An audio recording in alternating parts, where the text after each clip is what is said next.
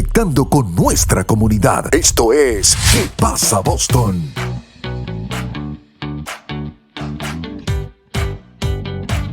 ¿Qué tal, Boston? ¿Cómo están? Hoy día les tengo a alguien muy importante porque nosotros que vivimos en la ciudad tenemos que saber quiénes nos van a representar en el gobierno, quiénes son nuestra voz.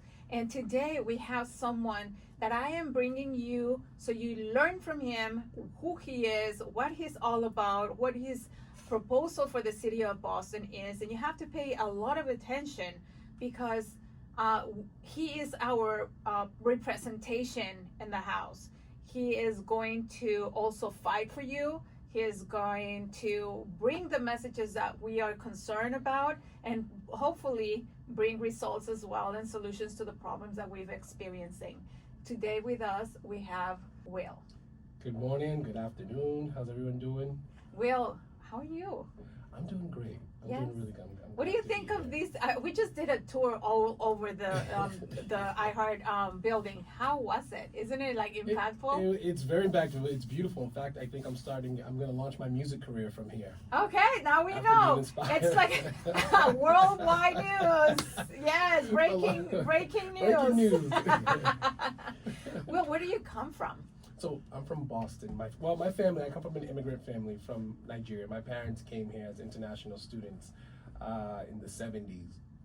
And my sister, my brothers, and I, we were all born here in Boston. We grew up in Mission Hill in the 80s, the real Mission Hill, when it was Mission Hill.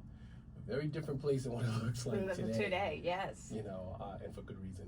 But that's where I come. I come from very humble beginnings.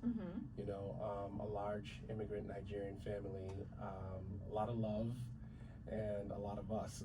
Yes, and your parents were born in Nigeria or here? Correct. My parents. So they were the first generation to come here. Yeah. Wow. Yeah. How was that for them? Do you know?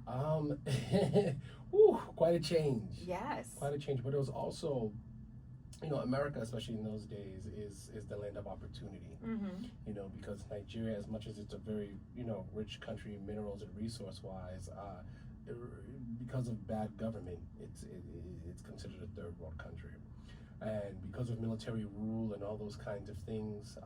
In fact, one of the most interesting things about my background is that my dad was in the seminary before he met my mom, and he was about 15 years old during the Civil War when they took him, because they didn't have enough men to fight the war. Wow. They took him from his parents and threw him into the war. It was really a genocide against our people. How does that make you feel? Appreciative, because his experience and her experience, but more so his, in that respect, shaped my life to who I am today. Growing up in a Nigerian household, it's like growing up in a military school. It's worse than West Point, and I'd like West Point, but it's extremely spiritual, and at the same time, a lot of discipline. How does that reflect on your upbringing and the way that you're taking life and your career today? Well, one, it makes you extremely formal. It makes you very polite. It makes you very appreciative, and it makes you work hard for everything you have. One thing that my parents put into us is letting us know that, especially in a Nigerian household, is that failure is not an option. So there's a drive to succeed. This is interesting. Failure is not an option. It's not an option. But if you think about what success is, don't you think that success is failure? And overall, you have to fail in order to learn. You have to fail in order to become, smarter and learn, advance in your world. Yeah, you're right. You see, from the American paradigm, that's very true. But when you come from a place like Nigeria, what happens is that because of the lack thereof of opportunity, failure is not an option. It can't be. This is why they pour so much attention into education, because it's seen as the golden ticket. So that's a lot of pressure. Oh my God, a lot of pressure. And So after, what happens if you fail? Like if your parents were like, now you have a B instead of an A. Put it like this: you've got a first class ticket to the resurrection. Oh No, wow! I'm only So kidding, it I'm was only no. kidding. I can imagine the strength, right? Like the responsibility as a son Yeah, to make sure that your parents are proud of you. absolutely. So that leaves with you. Yeah, because with us, family legacy, family name is everything. And so what happens, especially in the Nigerian families, education is so big because one, it's the one thing we believe that will keep you from poverty.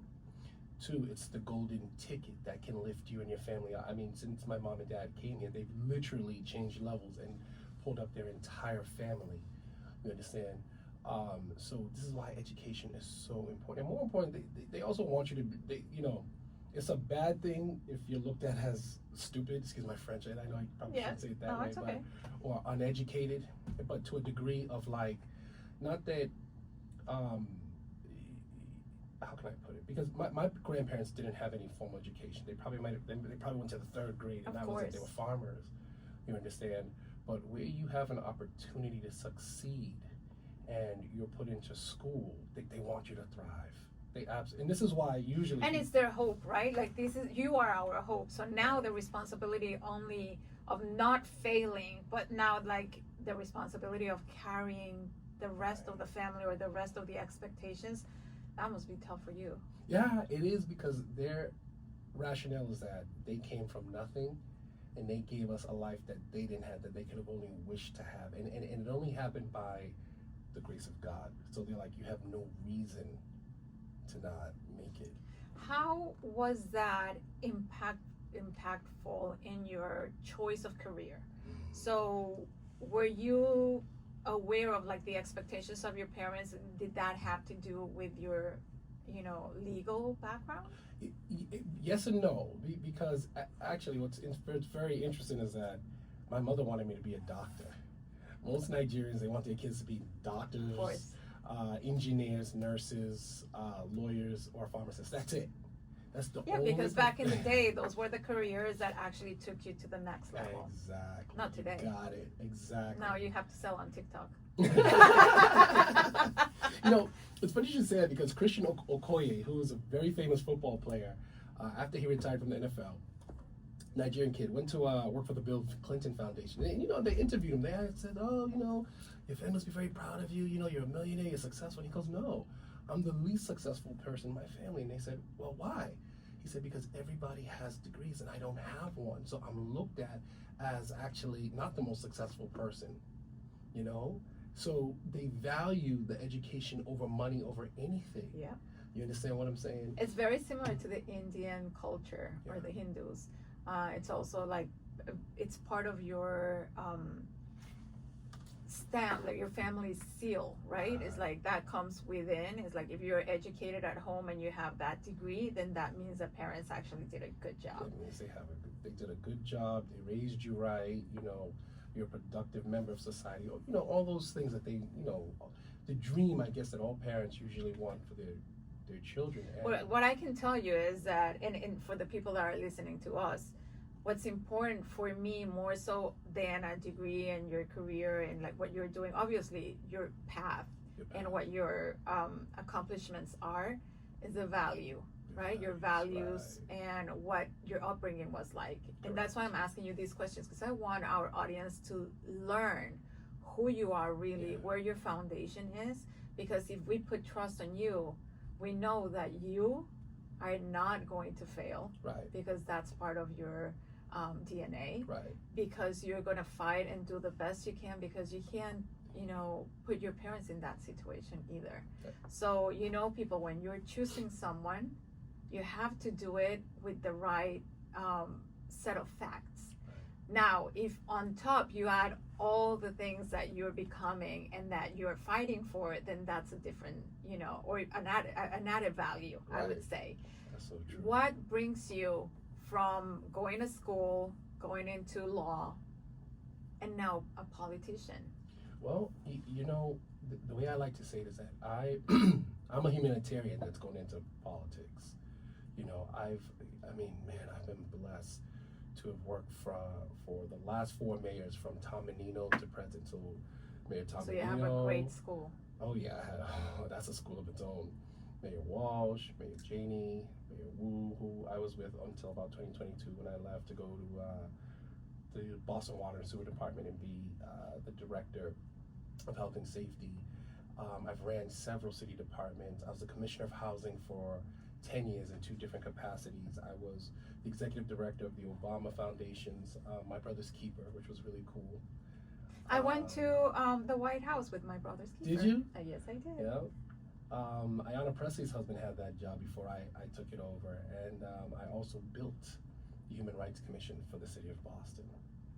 That's very impressive. And where is Will's personal life? Because it sounds like very impressive when it comes to all these achievements, but as a successful woman, I can tell you, like, you take a toll. Yeah. Because you have to choose sometimes between either your career and like making a living and supporting your kids or your family or whatever it is that you're responsible for, and your personal choices, right? And I see that you have been sacrificing, and you haven't said it. Listen, people, he hasn't shared anything with me, but I can tell because you seem like a very straightforward, serious person. Yeah.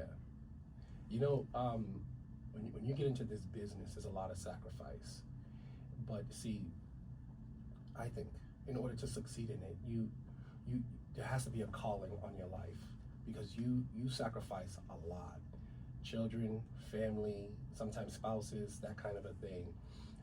And even if you have those things, they can suffer because they share you with the public. You understand what I'm saying? And when you're a public servant, your life isn't yours. You understand? And the only way, at least in my opinion, to deal with something like that is it has to be a calling. You have to be able to touch lives. You have to be able to make a difference. And I also believe you have to have a lot of God in you. You know, I am a very God-fearing person. You know, I believe in God with all my heart. And I believe, and I'm Nigerian too, so, you know, those things come together. It's almost, you know, you can't have one without the other. But the point, very simply, is that you sacrifice so much of yourself that it's got to be something that drives you more than you. What's your calling? People.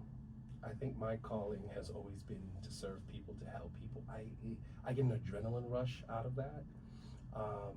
I enjoy it more than anything else that I do in my life. You know, like I said, I am a humanitarian. So I have almost a complex. I have a save the world type of attitude. You know, every person who has a problem, like, oh my God, let me see how I can help you. You know? Oh, you're like my mother. Oh my gosh, I was just talking to my mother because when I tell her, it's today she's turning 80 years old. Right. So happy birthday tomorrow. Thank you. But when I tell her like I have an issue or a problem, she will try to solve it right away. I'm like, and next time, mommy, when I tell you that I have something going on, it's not until it becomes your problem.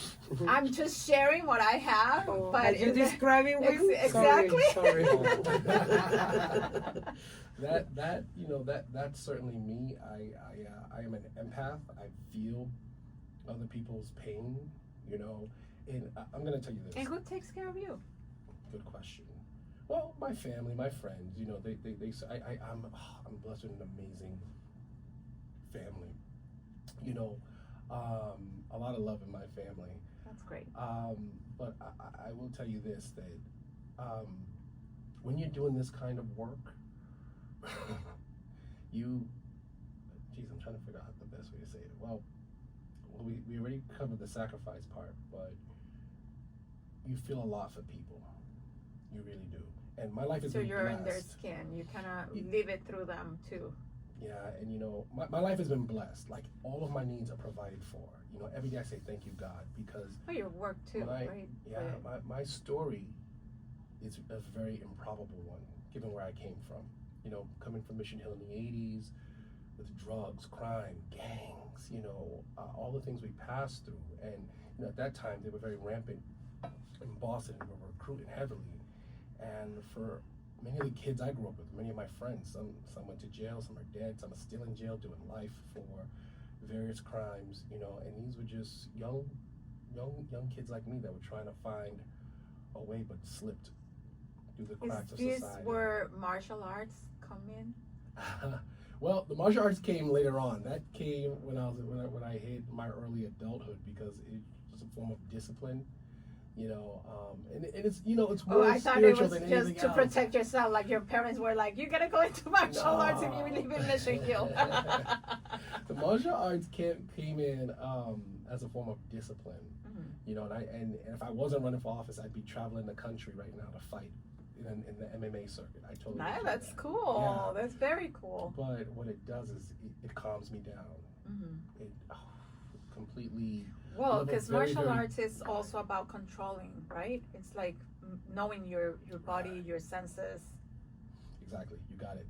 It's about, and it's more about the spirit.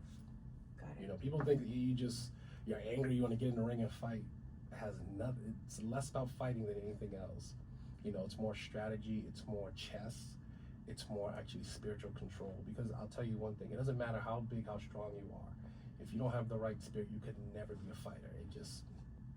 Yeah, and it's about the right tools and resources, right? So, because you can be a fighter and then you can just try to attack someone or defend yourself, but if you don't know how, and use the actual strategic points where that person or the other team or the offense is going to attack, then it's like the military, it's like football, like any sports you can name is about strategy, tools, and resources. What are those tools and resources in your race? Like, what are you bringing to the table for the city of Boston? Thank you. That's a really good question. For me, what I'm bringing to this city council race, more than any other candidate, is a wealth of knowledge and experience. There's no one in this race, and it's no disrespect to anybody that's currently in this race who has my years of experience. No one who's currently on the council or who's running, that has my years of experience, who's served all 4 mayors like I have, or has even held the positions that I've held. I have learned from the best, and I've learned what mistakes they made and what to do and what not to do. And by mistakes, I just mean like I learned the things that we tried earlier. See, you failed. Well, technically, it wasn't me. I wasn't leading this shit. But yeah, but something. Joking. You're right. Everybody fails in life, and you're right. It's part of success. As long as you get up. Yeah.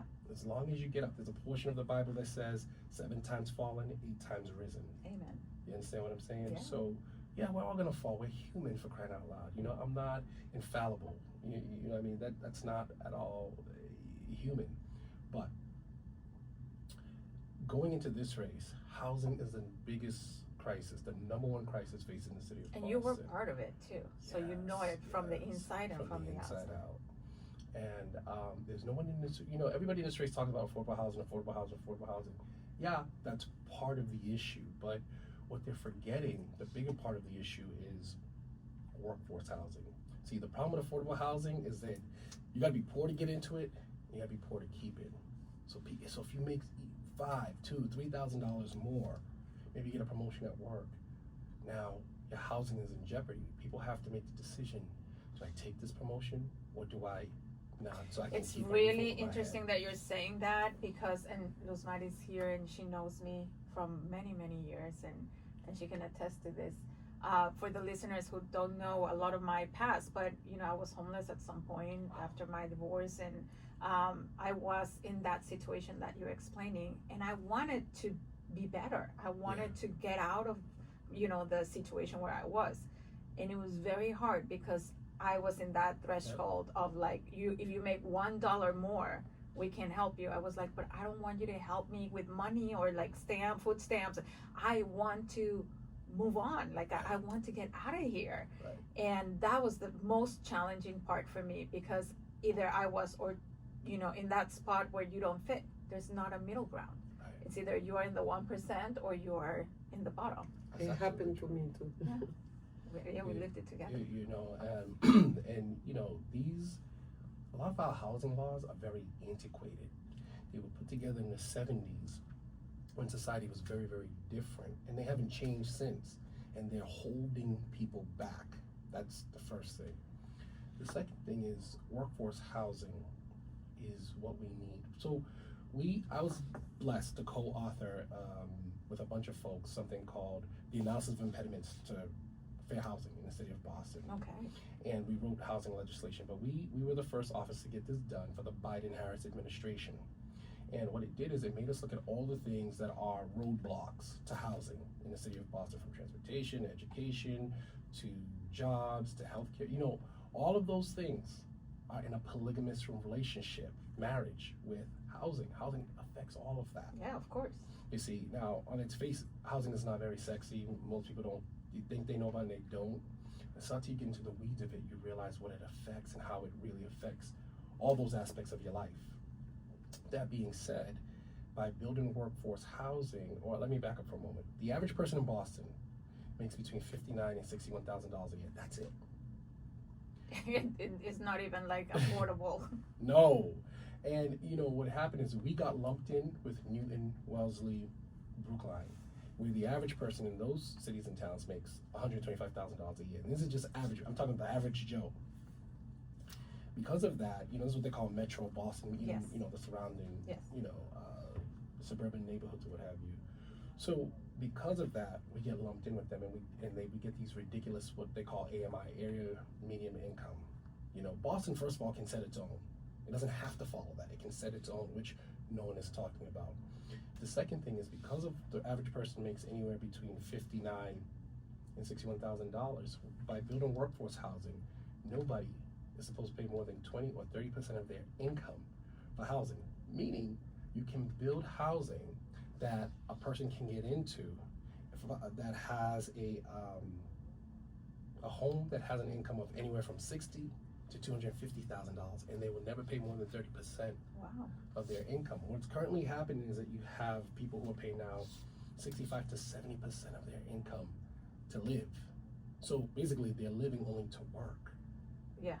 So Hello. people are We're struggling. here. Yeah, I know. We're here. I know. So- But you know, I think with this, what you are sparking in my brain right now is that we need to do some sort of an educational Yes. program or class or workshop I'm or here. something that we can actually share this Yeah. information, because people don't know about it. No. And I wish we had more time to spend, you know, on all these details, but I want you to share also what you have for Mass and Cass. Oh yeah. Woo, Mass and Cass.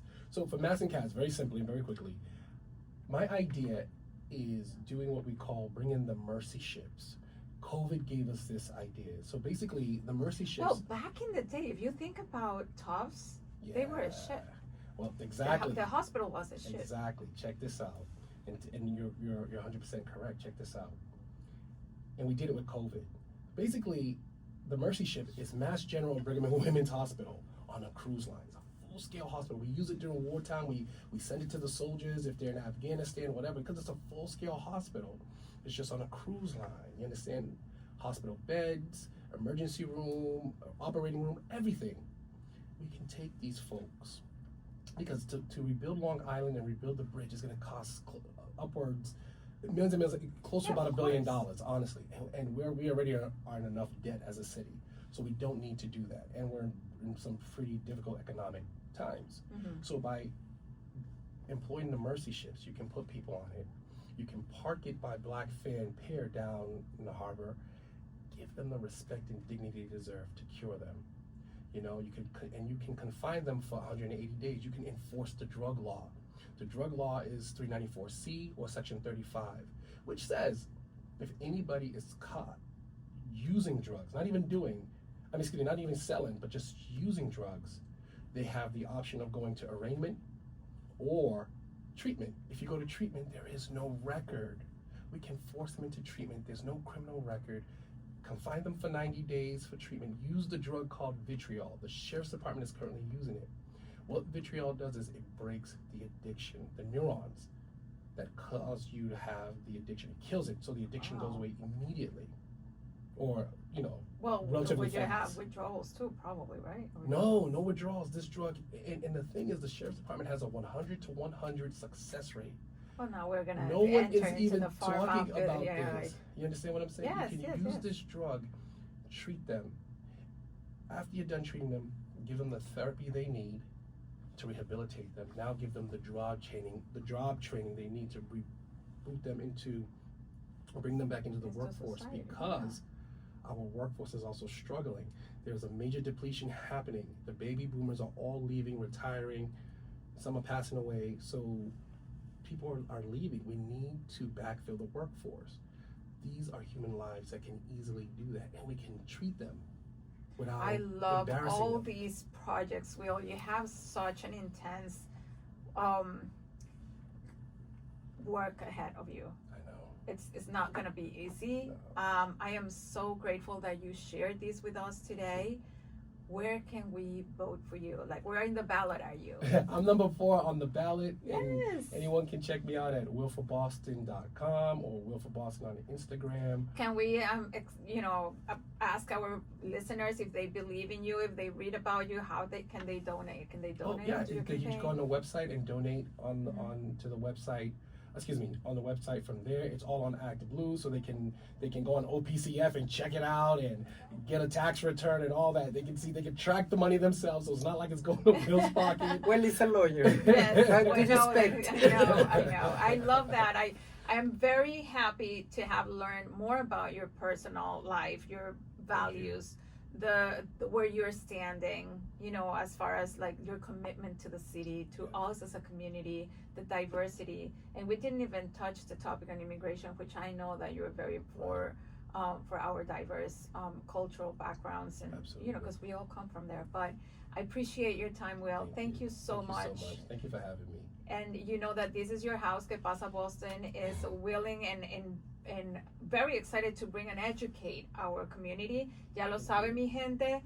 Tienen que seguir a todos estos candidatos. You have to educate yourselves, learn about them, see what you're voting for, and don't forget you have to go and vote. Because I can tell you all these stories, but if you don't take action, things are gonna remain the same. You have to go and get out there, vote. There's early voting. We are gonna have another session just about how to vote. What does that mean?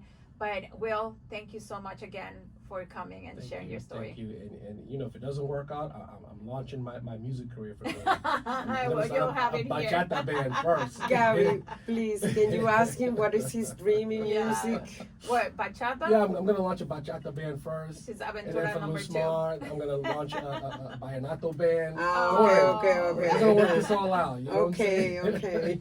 Gracias, mi gente. Ya lo saben. You have to download that iHeart app and pre-select Que Pasa Boston as your favorite podcast. Don't forget to share this story and any of the other great ideas that you have with us and with the people that you love. See you next week. Esto fue Que Pasa Boston con Gabriela Salas. Síguenos para descubrir más historias de nuestra comunidad.